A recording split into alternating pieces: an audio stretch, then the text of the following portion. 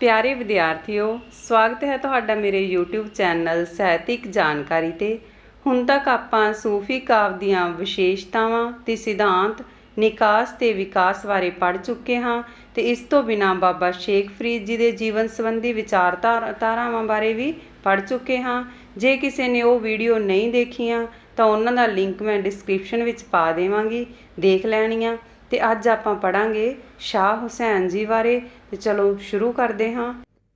ਸ਼ਾਹ ਹੁਸੈਨ ਦਾ ਜਨਮ ਕਦੋਂ ਹੋਇਆ? 1538-39 ਦੇ ਵਿੱਚ। ਜਾਨੀ ਇਹ ਖਜ਼ੀਨਾਤੁਲ ਆਸਫੀਆ ਨੇ ਦੱਸਿਆਗਾ ਵੀ 1538-39 ਦੇ ਵਿੱਚ ਸ਼ਾਹ ਹੁਸੈਨ ਦਾ ਜਨਮ ਹੋਇਆ ਤੇ ਉਸਦੇ ਪਿਤਾ ਦਾ ਨਾਂ ਸੀਗਾ ਸ਼ੇਖ ਉਸਮਾਨ। ਮਲਾਮਤੀ ਸੰਪਰਦਾਇ ਦੇ ਨਾਲ ਉਹ ਸੰਬੰਧਿਤ ਸੀਗੇ ਤੇ ਸ਼ੇਖ ਬਹਿਲੋਲ ਸੀ ਉਹਨਾਂ ਦੇ ਮੁਰਸ਼ਦ ਦਾ ਨਾਮ। ਤੇ ਸ਼੍ਰੀ ਗੁਰੂ ਅਰਜਨ ਦੇਵ ਜੀ ਦਾ ਉਹ ਸਮਕਾਲੀ ਸੀ, ਯਾਨੀ ਉਹਨਾਂ ਦੇ ਸਮਕਾਲੀ ਗੁਰੂ ਕੌਣ ਸੀ? ਸ਼੍ਰੀ ਗੁਰੂ ਅਰਜਨ ਦੇਵ ਜੀ। ਤੇ ਜਿਹੜੇ ਸ਼ਾਹ ਹੁਸੈਨ ਸੀ ਉਹ ਇੱਕ ਸੂਫੀ ਕਵੀ ਸੀ ਜਿਨ੍ਹਾਂ ਨੇ ਰਹੱਸਵਾਦੀ ਭਾਵਾਂ ਵਾਲੀ ਕਵਿਤਾ ਲਿਖੀ। ਤੇ ਉਹ ਇੱਕ ਰੱਬਵਾਦੀ ਸੂਫੀ ਦਰਵੇਸ਼ ਸੀ ਜੋ ਸ਼ਰੀਅਤ ਦੇ ਬੰਧਨਾਂ ਤੋਂ ਮੁਕਤ ਸੀ।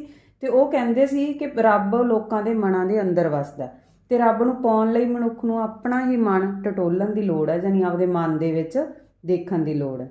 ਤੇ ਇਸ ਦੀਆਂ ਜਿਹੜੀਆਂ ਕਾਫੀਆਂ ਉਹ ਮੁਸਲਮਾਨ ਫਕੀਰ ਹੈ ਜਿਹੜੇ ਉਹ ਆਮ ਗਾਉਂਦੇ ਆ, ਕਿਉਂਕਿ ਉਹਨਾਂ ਵਿੱਚ ਰੱਬੀ ਪ੍ਰੇਮ ਮਿਲਦਾ ਤੇ ਬਿਰਹਾਂ ਦਾ ਰੰਗ ਵੀ ਉਸ ਦੀਆਂ ਕਵਿਤਾ ਵਿੱਚ ਬਹੁਤ ਜ਼ਿਆਦਾ ਮਿਲਦਾ। ਤੇ ਉਹ ਸ਼ਰੀਅਤ ਦੀ ਪਾਲਣਾ ਪੂਰੀ ਤਰ੍ਹਾਂ ਨਹੀਂ ਸੀ ਕਰਦੇ ਤੇ ਉਹਨਾਂ ਨੇ ਘਰੋਗੀ ਬਿੰਬਾਵਲੀ ਦੀ ਵਰਤੋਂ ਹੀ ਕੀਤੀ ਸੀ। ਸ਼ਾਹ ਹੁਸੈਨ ਦੀ ਕਵਿਤਾ ਵਿੱਚ ਮਲਾਮਤੀ ਰੰਗਣ, ਠੀਕ ਹੈ, ਮਲਾਮਤੀ ਸੰਪਰਦਾਇ ਦੇ ਨਾਲ ਸੰਬੰਧਿਤ ਸੀ। ਮਲਾਮਤੀ ਰੰਗਣ ਕਿਵੇਂ ਸੀ ਉਹਦੇ ਵਿੱਚ? ਪਹਿਲਾਂ ਤਾਂ ਆਪਾਂ ਇਹ ਜਾਣਾਂਗੇ ਵੀ ਮਲਾਮਤੀ ਸ਼ਬਦ ਦਾ ਅਰਥ ਕੀ ਹੈ। ਮਲਾਮਤੀ ਹੈ ਜਿਹੜਾ ਉਹ ਮਲਾਮਤ ਸ਼ਬਦ ਤੋਂ ਬਣਿਆ ਜਿਸ ਦਾ ਅਰਥ ਹੈ ਨਿੰਦਿਆ, ਅਤੇ ਇਹ ਉਸ ਵਿਅਕਤੀ ਵੱਲ ਸੰਕੇਤ ਕਰਦਾ ਜਿਹੜਾ ਨਿੰਦਿਆਯੋਗ ਹੈ, ਠੀਕ ਹੈ। ਤੇ ਮਲਾਮਤੀ ਇਸ ਸੰਸਾਰ ਵਿੱਚ ਵਿਚਰਦਿਆਂ ਸੰਸਾਰਿਕਤਾ ਤੋਂ ਵਿਰਕਤ ਰਹਿੰਦਾ ਤਾਂ ਅਤੇ ਖੁਦਾ ਨਾਲ ਲਿਵ ਜੋੜੀ ਰੱਖਦਾ ਤੇ ਉਹ ਅੰਤਰ ਆਤਮਾ ਦਾ ਵਿਖਾਵਾ ਨਹੀਂ ਕਰਦਾ ਤੇ ਲੋਕਾਂ ਵਿੱਚ ਬੈਠ ਕੇ ਰੱਬੀ ਇਬਾਦਤ ਨਹੀਂ ਕਰਦਾ, ਠੀਕ ਹੈ। ਤੇ ਮਲਾਮਤੀ ਸ਼ਬਦ ਉਸ ਜੀਵਨ ਵਿਧੀ ਵੱਲ ਸੰਕੇਤ ਕਰਦਾ ਜਿਸ ਵਿੱਚ ਉਸ ਸਮੇਂ ਦੇ ਸੂਫੀ ਇੱਕ ਸੁਤੰਤਰ ਜੀਵਨ ਢੰਗ ਅਪਣਾਉਂਦਿਆਂ ਆਪਣੀ ਅੰਦਰੂਨੀ ਪਵਿੱਤਰਤਾ ਤੇ ਅੰਦਰੂਨੀ ਸ਼ਕਤੀ ਲੁਕਾਈ ਰੱਖਣ ਵਿੱਚ ਵਿਸ਼ਵਾਸ ਰੱਖਦੇ ਸੀ। ਯਾਨੀ ਕਿ ਲੋਕਾਂ ਦੇ ਸਾਹਮਣੇ ਲੋਕ ਦਿਖਾਵਾ ਨਹੀਂ ਸੀ ਕਰਦੇ ਉਹ ਜਿਹੜੇ ਸੀ, ਤੇ ਉਹ ਅੰਦਰ ਵੜ ਕੇ ਹੀ ਰੱਬ ਦਾ ਨਾਮ ਲੈਂਦੇ ਸੀ ਅੰਦਰੂਨੀ ਸ਼ਕਤੀ ਦੇ ਨਾਲ ਹੀ ਆਪਣੇ ਨਾਲ, ਠੀਕ ਹੈ। ਤੇ ਸ਼ਾਹ ਹੁਸੈਨ ਦੀ ਕਵਿਤਾ ਵਿੱਚ ਮਲਾਮਤੀ ਰੰਗਣ ਹੈ ਜਿਹੜਾ ਉਹ ਇਸ ਪ੍ਰਕਾਰ ਹੈ ਜਿਹੜਾ ਨੀਚੇ ਲਿਖਿਆ ਵਾ। ਜਿਵੇਂ ਮਲਾਮਤੀ ਰੰਗਣ, ਸਭ ਤੋਂ ਪਹਿਲਾਂ ਹੈਗਾ ਦੇਖੋ ਆਪੇ ਦੀ ਪਛਾਣ। ਆਪੇ ਦੀ ਪਛਾਣ ਕਿਵੇਂ? ਅੰਦਰੋਂ ਆਪਣੇ ਆਪ ਨੂੰ ਪਛਾਣਨਾ, ਠੀਕ ਹੈ। ਸ਼ਾਹ ਹੁਸੈਨ ਆਪੇ ਦੀ ਪਛਾਣ ਨੂੰ ਸ੍ਰੇਸ਼ਟ ਰੂਪ ਵਿੱਚ ਸਵੀਕਾਰ ਕਰਦਿਆਂ ਚੇਤਨ ਕਰਦਾ ਹੈ ਕਿ ਖੁਦਾ ਨੂੰ ਮਿਲਣ ਦਾ ਇਹੋ ਇੱਕੋ ਇੱਕ ਮਹੱਤਵਪੂਰਨ ਸਾਧਨ ਹੈ। ਕਿਹੜਾ ਸਾਧਨ ਹੈ ਮਹੱਤਵਪੂਰਨ? ਆਪੇ ਦੀ ਪਛਾਣ। ਉਹ ਇਸ ਗੱਲ ਤੋਂ ਜਾਣੂ ਹੈ ਕਿ ਮਨੁੱਖੀ ਆਤਮਾ ਤੇ ਪਿਆ ਹੋਇਆ ਵਿਸ਼ੇ ਵਿਕਾਰਾਂ ਦਾ ਪਰਦਾ ਜਿਹੜਾ ਉਹ ਮਨੁੱਖ ਨੂੰ ਰੱਬੀ ਜਲਵਾ ਵੇਖਣ ਨਹੀਂ ਦਿੰਦਾ। ਦੂਜਾ ਪੁਆਇੰਟ ਦੇਖੋ ਇਹਦਾ, ਰੱਬੀ ਰਜ਼ਾ ਵਿੱਚ ਰਹਿਣਾ। ਰੱਬੀ ਰਜ਼ਾ ਵਿੱਚ ਰਹਿਣਾ ਯਾਨੀ ਰੱਬ ਦੇ ਮੁਤਾਬਕ, ਜਿਸ ਤਰ੍ਹਾਂ ਰੱਬ ਦੇ ਹੁਕਮ ਦੇ ਵਿੱਚ ਰਹਿਣਾ, ਠੀਕ ਹੈ। ਇਸ ਕਰਕੇ ਰੱਬੀ ਰਜ਼ਾ 'ਚ ਰਹਿਣਾ ਉਸਨੇ ਕਿਹਾ। ਸ਼ਾਹ ਹੁਸੈਨ ਰੱਬ ਦੀ ਰਜ਼ਾ ਵਿੱਚ ਰਹਿਣ ਤੇ ਜ਼ੋਰ ਦਿੰਦਾ ਹੈ। ਉਹਨਾਂ ਅਨੁਸਾਰ ਕੇਵਲ ਇੱਕ ਖੁਦਾ ਦੀ ਹੋਂਦ ਹੀ ਸੱਚੀ ਹੈ ਤੇ ਬਾਕੀ ਸਾਰਾ ਸੰਸਾਰ ਹੈ ਜਿਹੜਾ ਉਹ ਝੂਠਾ ਹੈ। ਉਹ ਅਜਿਹੇ ਵਿਅਕਤੀ ਨੂੰ ਬਹੁਤ ਮਹਾਨ ਸਮਝਦੇ ਆ ਜਿਹੜੇ ਜੀਵਨ ਦੇ ਹਰ ਰੰਗ ਵਿੱਚ ਵਿਚਰਦੇ ਆ। ਉਹਨਾਂ ਦਾ ਖੁਦਾ ਉਹਨਾਂ ਦੇ ਅੰਦਰ ਤੇ ਬਾਹਰ ਦੋਵਾਂ ਰੂਪਾਂ ਵਿੱਚ ਵਿਚਰਦਾ ਤੇ ਸੰਸਾਰ ਵਿੱਚ ਰਹਿੰਦਿਆਂ ਹੀ ਉਹ ਸੰਸਾਰਕ ਬੰਧਨਾਂ ਤੋਂ ਮੁਕਤ ਰਹਿੰਦੇ ਆ, ਠੀਕ ਹੈ। ਇਸ ਕਰਕੇ ਉਹ ਰੱਬ ਦੀ ਰਜ਼ਾ ਵਿੱਚ ਰਹਿੰਦੇ ਆ। ਤੀਜਾ ਪੁਆਇੰਟ ਦੇਖੋ, ਸੰਸਾਰ ਬੁਰਾਈਆਂ ਦਾ ਸਰੋਤ। ਪੁਆਇੰਟ ਤੋਂ ਦੇਖੋ ਪਤਾ ਲੱਗਦਾ ਵੀ ਜਿਹੜਾ ਸੰਸਾਰ ਹੈ, ਦੁਨੀਆ ਜਿੱਥੇ ਆਪਾਂ ਰਹਿ ਰਹੇ ਹਾਂ, ਇਹ ਕੀ ਹੈ? ਬੁਰਾਈਆਂ ਦਾ ਸਰੋਤ ਹੈ, ਸਾਧਨ ਹੈ ਇੱਕ, ਠੀਕ ਹੈ। ਤੇ ਉਹਨਾਂ ਦੇ ਅਨੁਸਾਰ ਕੀ ਹੈ ਵੀ ਜਿਹੜੀ ਜੀਵ ਆਤਮਾ ਉਹ ਸੰਸਾਰ ਵਿੱਚ ਵਿਚਰਦਿਆਂ ਅਪਵਿੱਤਰ ਹੋ ਜਾਂਦੀ ਹੈ ਤੇ ਉਹ ਕੂੜ ਸੰਸਾਰ ਤੋਂ ਕਿਨਾਰਾ ਕਰਨਾ ਚਾਹੁੰਦੀ ਹੈ। ਤੇ ਜਿਹੜਾ ਮਨੁੱਖ ਦੀ ਅੰਦਰੂਨੀ ਰੂਹਾਨੀ ਪੂੰਜੀ ਲੁੱਟ ਕੇ ਉਸਨੂੰ ਆਤਮਿਕ ਤੌਰ ਤੇ ਅਪਾਹਜ ਬਣਾ ਦਿੰਦਾ। ਕੂੜ ਸੰਸਾਰ ਯਾਨੀ ਜਿਹੜਾ ਸੰਸਾਰ ਹੈ ਉਹ ਝੂਠਾ ਹੈ, ਨਾਸ਼ਵਾਨ ਹੈ, ਠੀਕ ਹੈ। ਇਸ ਕਰਕੇ ਉਹ ਕੀ ਹੈ ਵੀ ਇਸ ਨੂੰ ਉਹ ਸਭ ਤੋਂ ਵੱਧ ਕੀ ਹੈ? ਬੁਰਾਈਆਂ ਦਾ, ਸੰਸਾਰ ਨੂੰ ਸਭ ਤਰ੍ਹਾਂ ਦੀਆਂ ਬੁਰਾਈਆਂ ਦਾ ਸਰੋਤ ਸਮਝਦਾ, ਠੀਕ ਹੈ। ਅੱਗੇ ਹੈਗਾ ਚੌਥੇ ਨੰਬਰ ਤੇ ਸੰਸਾਰ ਤੋਂ ਨਿਰਲੇਪਤਾ। ਨਿਰਲੇਪਤਾ ਦਾ ਮਤਲਬ ਨਿਰਲੇਪ ਰਹਿਣਾ, ਯਾਨੀ ਜੇ ਸੰਸਾਰ ਦੇ ਵਿੱਚ ਰਹਿੰਦੇ ਵੀ ਆ ਤਾਂ ਵੀ ਉਹਦੇ ਤੋਂ ਨਿਰਲੇਪ ਰਹਿਣਾ, ਠੀਕ ਹੈ। ਜਿਵੇਂ ਸ਼ਾਹ ਹੁਸੈਨ ਫਕੀਰੀ ਨੂੰ ਅਤੀ ਸ੍ਰੇਸ਼ਟ ਸਵੀਕਾਰ ਕਰਦਾ, ਯਾਨੀ ਜਦੋਂ ਫਕੀਰ ਹੁੰਦੇ ਆ ਜਿਹੜੇ ਉਹ ਸੰਸਾਰ ਤੋਂ ਨਿਰਲੇਪ ਰਹਿੰਦੇ ਆ ਨਾ, ਇਸ ਕਰਕੇ ਇਹ ਵੀ ਉਸਨੂੰ ਅਤੀ ਸ੍ਰੇਸ਼ਟ ਸਮਝਦਾ, ਸਵੀਕਾਰ ਕਰਦਾ ਤੇ ਫਕੀਰੀ ਦਾ ਜੀਵਨ ਸੰਸਾਰ ਤੋਂ ਨਿਰਲੇਪਤਾ ਦਿਵਾਉਂਦੀ ਹੈ। ਉਹ ਕਹਿੰਦਾ ਵੀ ਜਿਹੜੀ ਫਕੀਰੀ ਆ, ਫਕੀਰ ਹੋ ਕੇ ਹੀ ਬੰਦਾ ਜਿਹੜਾ ਸੰਸਾਰ ਹੈ ਉਸ ਤੋਂ ਨਿਰਲੇਪ ਹੁੰਦਾ। ਤੇ ਸਮੁੱਚੇ ਸੂਫੀ ਦਰਸ਼ਨ ਵਿੱਚ ਫਕੀਰੀ ਹੈ ਜਿਹੜੀ ਉਹ ਅਧਿਆਤਮਕ ਮਾਰਗ ਦਾ ਮੁੱਢ ਮੰਨੀ ਗਈ ਹੈ। ਤੇ ਸ਼ਾਹ ਹੁਸੈਨ ਨੂੰ ਇਸ ਗੱਲ ਦਾ ਵੀ ਅਨੁਭਵ ਹੈ ਕਿ ਫਕੀਰੀ ਦੀ ਦਾਤ ਰੱਬੀ ਬਖਸ਼ਿਸ਼ ਉੱਪਰ ਹੀ ਨਿਰਭਰ ਕਰਦੀ ਹੈ, ਵੀ ਫਕੀਰ ਉਹੀ ਬਣ ਸਕਦਾ ਜੇ ਸਾਨੂੰ ਰੱਬ ਵੱਲੋਂ ਬਖਸ਼ਿਸ਼ ਹੋਈ ਹੋਵੇ, ਤਾਂ ਹੀ ਬੰਦਾ ਫਕੀਰ ਬਣੂਗਾ ਤੇ ਤਾਂ ਹੀ ਉਹ ਸੰਸਾਰ ਤੋਂ ਨਿਰਲੇਪ ਰਹੇਗਾ।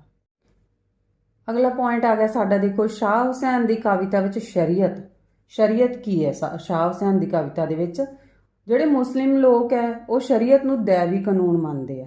ਦੈਵੀ ਕਾਨੂੰਨ ਜਾਨੀ ਕੁਦਰਤ ਵੱਲੋਂ ਜਿਹੜੇ ਕਾਨੂੰਨ ਬਣੇ ਹੋਏ ਆ ਉਹਨਾਂ ਨੂੰ ਉਹ ਸ਼ਰੀਅਤ ਮੰਨਦੇ ਆ। ਇਹ ਇੱਕ ਅਜਿਹਾ ਕਾਨੂੰਨ ਹੈ ਜਿਸ ਨੂੰ ਗ੍ਰਹਿਣ ਕਰਨ ਤੋਂ ਬਾਅਦ ਹੀ ਕੋਈ ਮਨੁੱਖ ਹੈ ਜਿਹੜਾ ਉਹ ਸੱਚਾ ਮੁਸਲਮਾਨ ਬਣ ਸਕਦਾ। ਠੀਕ ਹੈ, ਇਹ ਕਾਨੂੰਨ ਹੀ ਇਸਲਾਮ ਧਰਮ ਦੇ ਪੈਰੋਕਾਰਾਂ ਦੀ ਇੱਕ ਵੱਖਰੀ ਕੌਮ ਦੇ ਰੂਪ ਵਿੱਚ ਪਛਾਣ ਕਾਇਮ ਕਰਦਾ ਤੇ ਇਸਲਾਮੀ ਵਿਚਾਰਧਾਰਾ ਵਿੱਚ ਸ਼ਰੀਅਤ ਦਾ ਸਥਾਨ ਹੈ ਜਿਹੜਾ ਉਹ ਨਿਸ਼ਚਿਤ ਹੈ। ਠੀਕ ਹੈ, ਤੇ ਹੁਣ ਦੇਖੋ ਇਹਦੇ ਪੁਆਇੰਟ ਇਹਦੇ ਵਿੱਚ ਸ਼ਰੀਅਤ ਵਿੱਚ ਹੈ ਜਿਹੜੇ, ਠੀਕ ਹੈ, ਇਹਦੀ ਕਵਿਤਾ ਦੇ ਅੰਦਰ ਆਉਂਦੇ ਆ। ਪਹਿਲਾ ਪੁਆਇੰਟ ਹੈਗਾ ਇੱਕ ਖੁਦਾ ਤੇ ਵਿਸ਼ਵਾਸ। ਕਿਸੇ ਵਿਦਵਾਨ ਦਾ ਵਿਚਾਰ ਹੈ ਕਿ ਜੇ ਕੋਈ ਵਿਅਕਤੀ ਖੁਦਾ ਦੀ ਬਖਸ਼ਿਸ਼ ਪ੍ਰਾਪਤ ਕਰਨੀ ਚਾਹੁੰਦਾ ਹੈ, ਭਾਵੇਂ ਉਹ ਸੂਫੀ ਹੈ ਜਾਂ ਗੈਰ ਸੂਫੀ ਹੈ, ਉਸ ਲਈ ਸ਼ਰੀਅਤ ਦੀ ਪਾਬੰਦੀ ਹੈ ਜਿਹੜੀ ਉਹ ਲਾਜ਼ਮੀ ਹੈ। ਤੇ ਸ਼ਾਹ ਹੁਸੈਨ ਕੀ ਕਹਿੰਦੇ ਆ ਇਹਦੇ ਬਾਰੇ? ਸ਼ਾਹ ਹੁਸੈਨ ਇੱਕ ਖੁਦਾ ਤੇ ਵਿਸ਼ਵਾਸ ਕਰਦਾ ਤੇ ਉਸ ਦਾ ਕਥਨ ਹੈ ਕਿ ਸੰਸਾਰ ਵਿੱਚ ਖੁਦਾ ਵਰਗਾ ਕੋਈ ਨਹੀਂ ਹੈ। ਤੇ ਸ਼ਾਹ ਹੁਸੈਨ ਇਸ ਗੱਲ ਨੂੰ ਮੰਨਦਾ ਹੈ ਕਿ ਕਿਆਮਤ ਦੇ ਦਿਨ ਲੋਕਾਂ ਦੇ ਪਾਪ ਪੁੰਨਾਂ ਦਾ ਹਿਸਾਬ ਹੋਵੇਗਾ। ਠੀਕ ਹੈ, ਉਹ ਇਸ ਗੱਲ ਨੂੰ ਵੀ ਮੰਨਦਾ ਵੀ ਕਿਆਮਤ ਦੇ ਦਿਨਾਂ ਦੇ ਵਿੱਚ ਲੋਕਾਂ ਦੇ ਜਿਹੜੇ ਮਤਲਬ ਪਾਪ ਪੁੰਨ ਉਹਨਾਂ ਦਾ ਹਿਸਾਬ ਹੋਵੇਗਾ। ਇਸ ਲਈ ਉਹ ਲੋਕਾਂ ਨੂੰ ਆਤਮਿਕ ਤੌਰ ਤੇ ਸੁਚੇਤ ਕਰਨ ਲਈ ਪ੍ਰੇਰਿਤ ਕਰਦਾ ਵੀ ਆਤਮਿਕ ਤੌਰ ਤੇ ਤੁਸੀਂ ਸੁਚੇਤ ਹੋਵੋ। ਦੂਜਾ ਪੁਆਇੰਟ ਦੇਖੋ, ਵਿਕਾਰਾਂ ਤੇ ਕਾਬੂ। ਵਿਕਾਰਾਂ ਤੇ ਕਾਬੂ ਕਿਵੇਂ ਪੈਂਦਾ ਤੇ ਇਹਦੇ ਬਾਰੇ ਦੇਖੋ ਸ਼ਾਹ ਹੁਸੈਨ ਜੀ ਨੇ ਕੀ ਲਿਖਿਆ।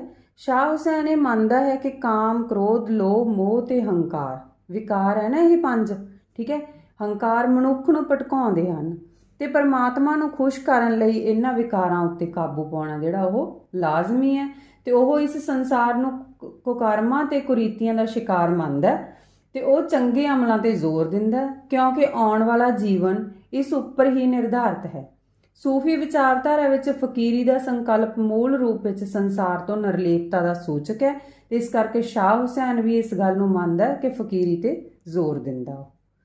ਤੀਜਾ ਪੁਆਇੰਟ ਹੈਗਾ ਰਜ਼ਾ, ਹੁਕਮ, ਜਿਵੇਂ ਆਪਾਂ ਕਹਿ ਦਿੰਦੇ ਹਾਂ ਪਰਮਾਤਮਾ ਦੀ ਰਜ਼ਾ ਜਾਂ ਹੁਕਮ।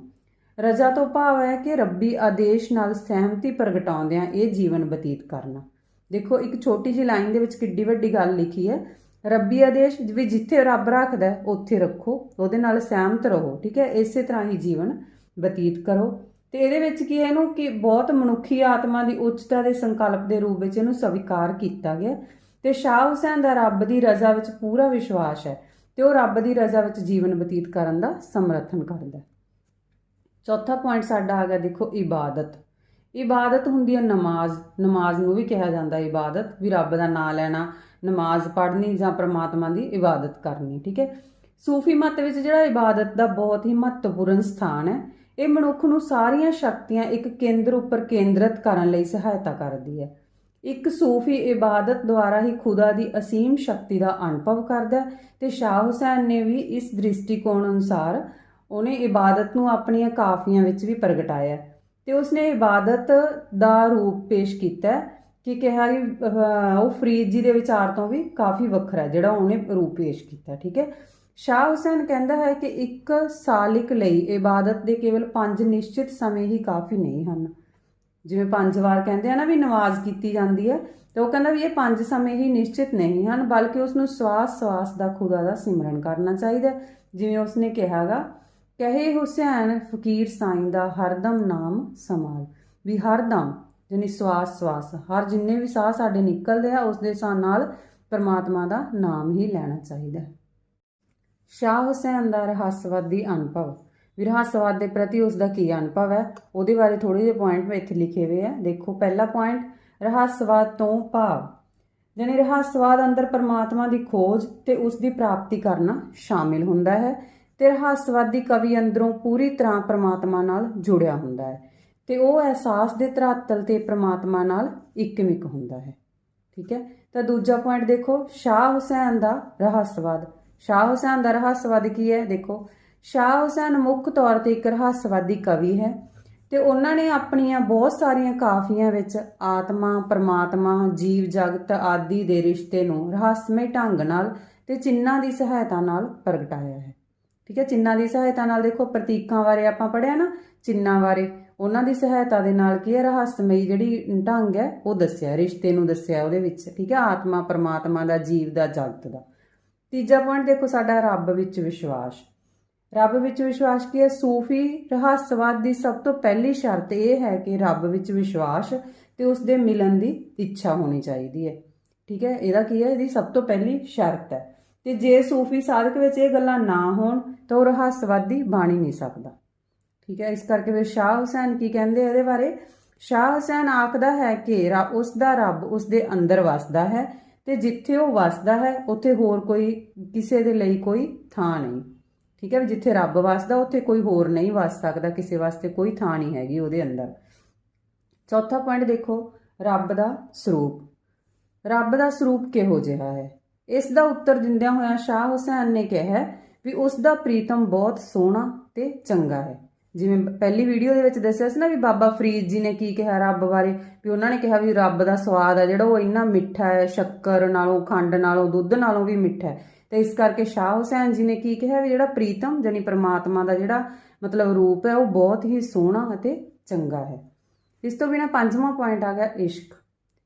ਇਸ਼ਕ ਦੇ ਵਿੱਚ ਦੇਖੋ ਇਹਨਾਂ ਨੇ ਇਹ ਕਿਹਾ ਵੀ ਇਸ਼ਕ ਦਾ ਮਾਰਗ ਸੂਫੀ ਸਾਧਕ ਦਾ ਅਸਲ ਮਾਰਗ ਹੈ ਤੇ ਉਹ ਇਸੇ ਮਾਰਗ ਤੇ ਚੱਲ ਕੇ ਪ੍ਰਭੂ ਪ੍ਰਾਪਤੀ ਦੇ ਯਤਨ ਕਰਦਾ ਤੇ ਸ਼ਾਹ ਹੁਸੈਨ ਆਪਣੀ ਕਵਿਤਾ ਵਿੱਚ ਵੀ ਇਸ਼ਕ ਨੂੰ ਖਾਸ ਥਾਂ ਦਿੰਦਾ।